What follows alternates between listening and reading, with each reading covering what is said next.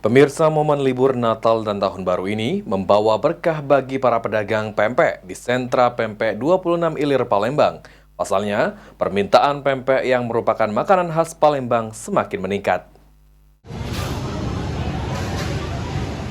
Momen libur Natal dan Tahun Baru ini membawa berkah bagi para pedagang pempek di sentra pempek 26 Ilir Palembang. Pasalnya, permintaan pempek yang merupakan makanan khas Palembang semakin tinggi untuk dijadikan oleh-oleh. Salah satu pedagang pempek, Cik Ida, mengatakan jelang Natal dan Tahun Baru ini penjualan pempek mengalami peningkatan sekitar 30% dari hari biasa, atau perharinya bisa menghabiskan 50 kg dengan harga per buah Rp1.200 atau sesuai paket. Pembelian pempek saat ini didominasi permintaan pengiriman luar kota Palembang seperti ke Bandung dan Jabodetabek.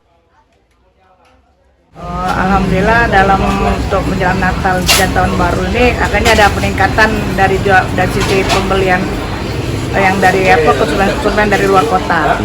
Berapa persen itu? Kalau dilihat sekarang mungkin ini 30% peningkatannya. Ini kalau untuk rata-rata sehari bisa habis berapa banyak pempek kita?